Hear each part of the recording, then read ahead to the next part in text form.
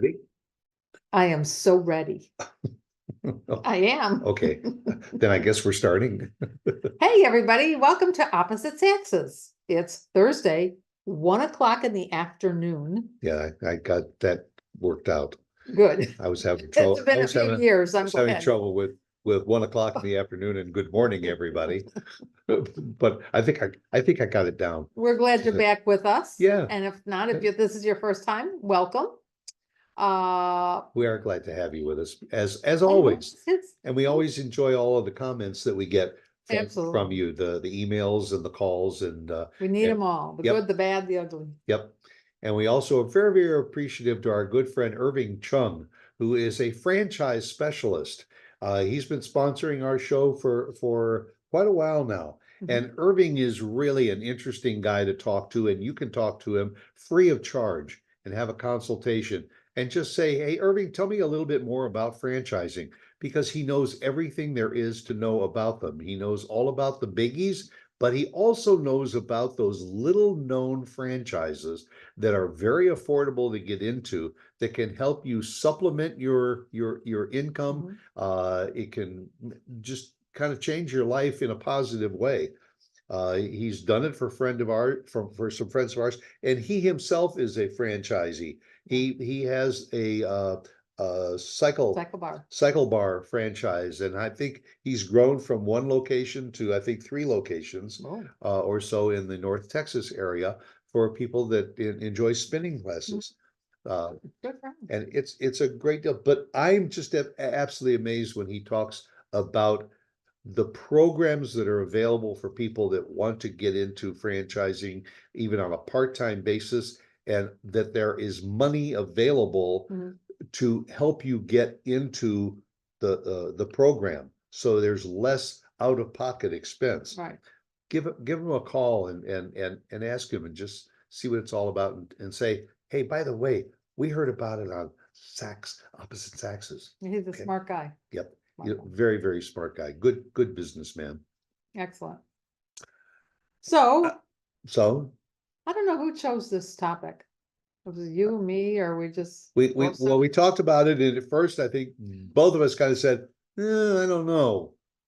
But I thought it was kind of important. We started talking about keeping secrets. And why, if somebody has something private that they don't want to share, why do they have this urge or this need to share it with somebody? And generally you will share it with either your spouse, or maybe a woman shares it with her best girlfriend, or a guy shares it with his best guy friend. But is there something inside that says, I gotta share it with somebody? I can't carry this baggage myself. But a lot of times men do carry it themselves, or women too. They're not, it's not out of the realm of possibility, do carry it themselves. But if you feel that you need another ear to listen to what you have to say, I think it's maybe, could there be, because there's a little bit of guilt in there. And so you want validation that it's okay for you to keep that, or you seriously don't know what to do. But if there's guilt in there, why would you want to share it with somebody? Well, I approach it from like, if I was talking to my girlfriend, Sally, I would say, Sally, tell me if I'm right or wrong. This is what happened. This is what I said or did.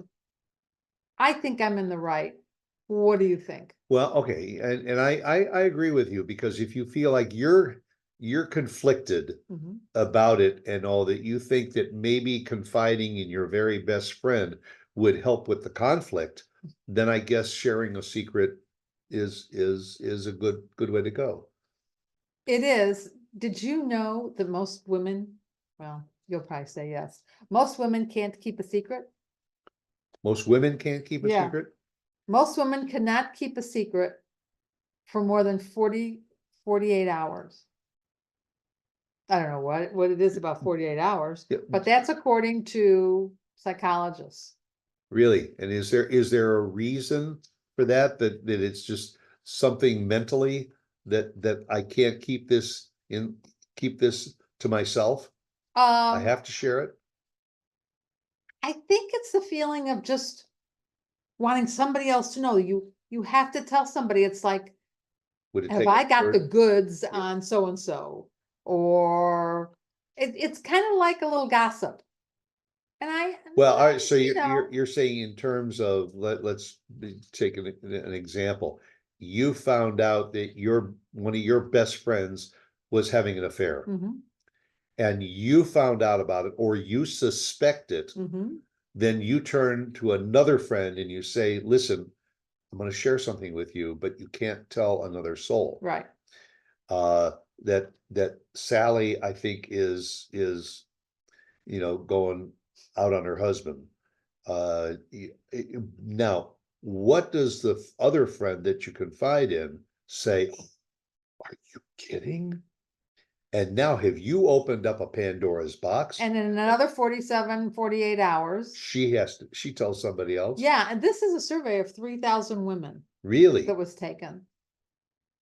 And it's interesting. My question is, what about the men? I do think the men are more secretive than the women. And the men don't have, they're not the same caliber of the women. I don't think they feel that they have to tell everybody or tell anybody anything. I think a I man keeps to himself more than a woman.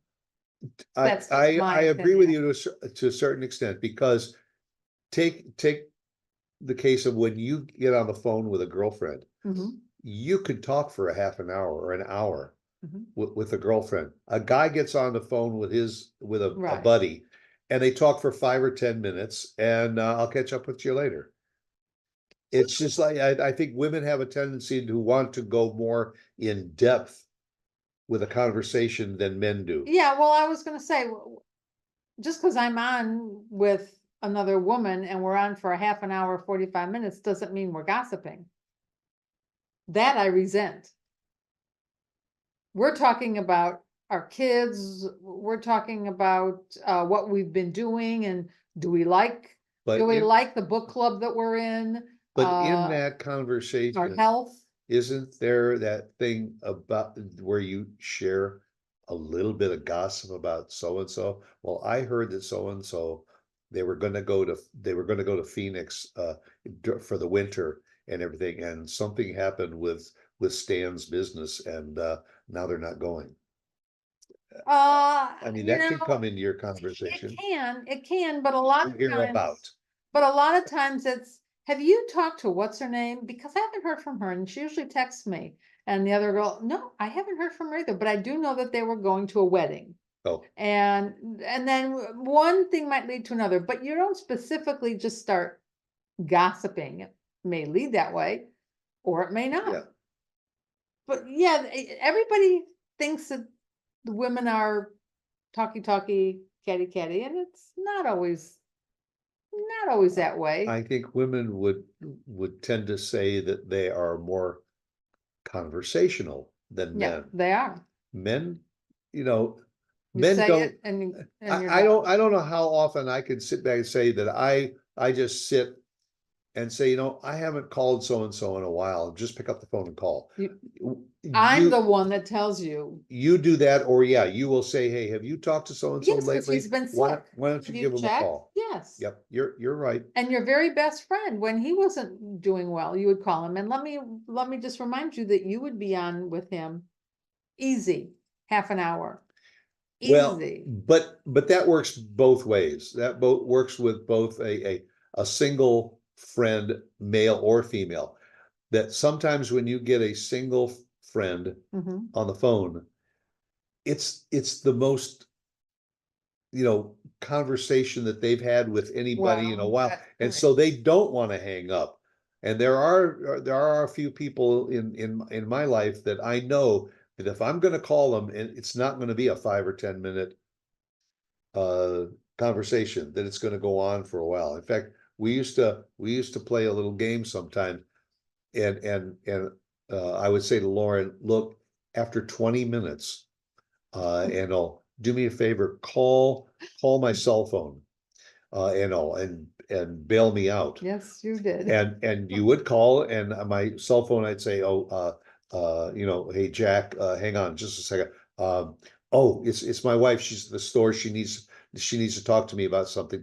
I'll give you another call in a couple of days, okay? Check up on you. And that's how you get out of it. And a woman would simply say, oh, you know what, I hear the kids in the background, or someone's at the door, I have to go answer the door, or I am exhausted, can I just talk to you tomorrow or the next In day? other words, you're honest and upfront. Yeah, Where yeah, I would, or where I would have to just, take a backdoor approach. keeping secrets, they have found is not healthy. It I, creates I would, anxiety, I would think so. depression. I would think that sometimes telling somebody a secret and telling them don't tell anybody else, that when you're finished with that conversation, that you should feel relieved. Yeah, But you're saying that that's not always the case, right. that sometimes that could lead to even a little bit more anxiety. It can. It can. And it's not good for secrets to keep secrets from somebody if it could hurt them in some way, either physically, Well, mentally. if I I go, mean, there are some that you have a right to keep secret, well, but then there are other I'll times give you an where, example. yeah.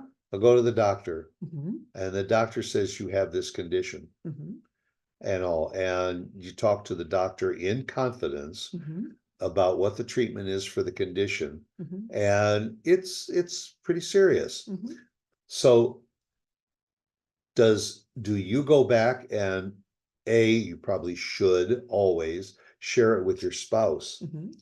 but you reach out to your best friend and you say to your best friend, uh, I want to tell you something, but you can't tell anybody else.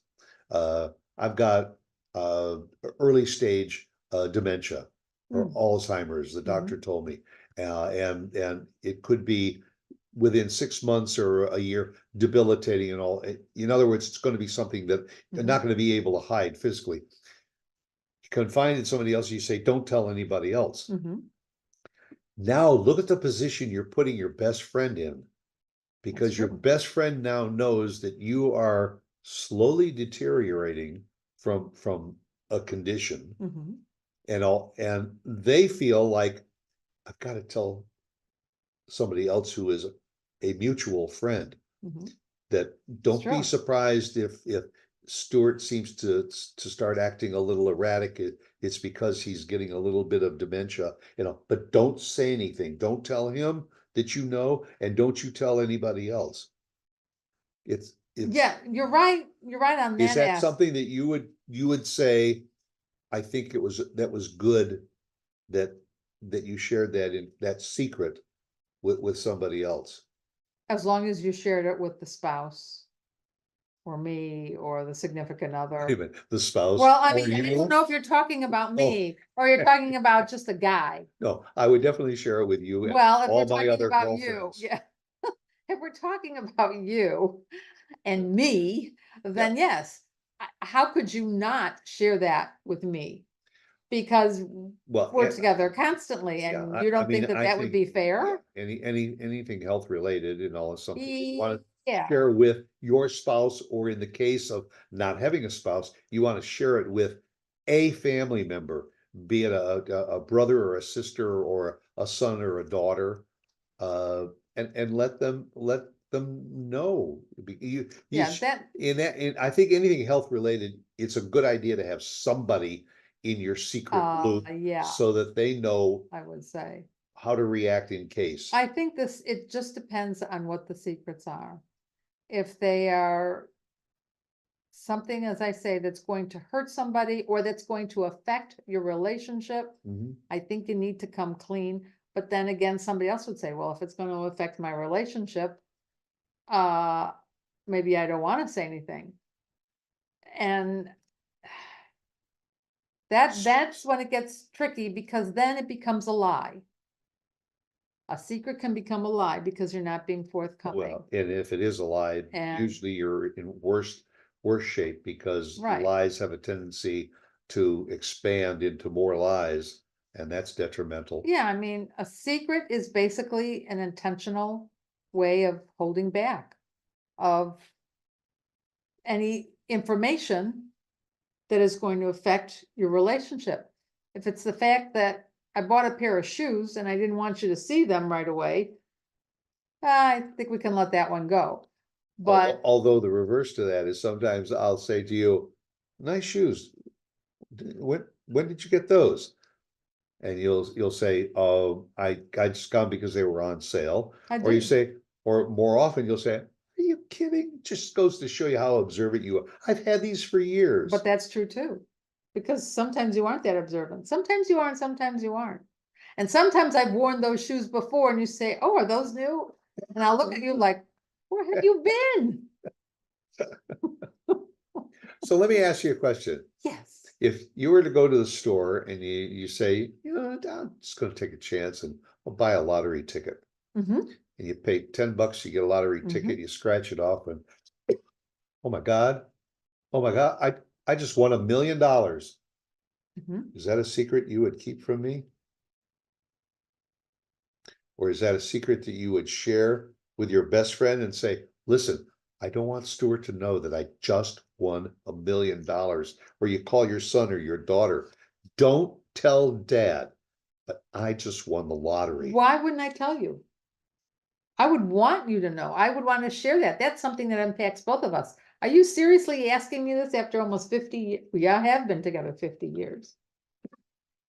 I don't know. Are you kidding I've me? never won the lottery. Yeah, I just remember seeing a cartoon where the guy's lying in bed and he turns towards his wife and he says, Helen, did you check the lottery tickets? And all, and Helen ain't there. The closet door is open, all the clothes are gone. Well, So no, that I know. You don't have to worry about me with that. I can't believe you said that. no, I'm just saying, is that a secret? Is that you know, I would think you would be the first one I'd call. Even when I bought the ticket before I would know, I would say, I bought a ticket. Or and maybe, my first maybe response I would probably wouldn't be, because why why'd did you you spend that spend much? $10 Right, on a lottery right. ticket? So I might wait until I see if I win or not. Or until you tell your son or daughter first. No, I would never do that. That I wouldn't. Yeah, that's terrible. What about you? Huh? What about you? Goes the other way. No, if I won $1 million in the lottery, I would call you from wherever I went. Oh, that's real clever. Here, honey, I just wanted to call and give you my new phone number. I'm in the Caymans. Then I could really sue you. Yeah, I'd really come out probably on the better end that's of the probably, stick, yeah, actually. that's probably why I would tell you up front. It's because the thought of reciprocation would kill me. So are there any secrets you would like to share before we leave? No, I think our time is up and we gotta go. Yep, So spoken if like a real man. so if there are any secrets, I guess I'll just have to wait. Right? Whatever you say, dear. Okay, whatever I say. That's a secret in itself. Okay, see you next week. See y'all.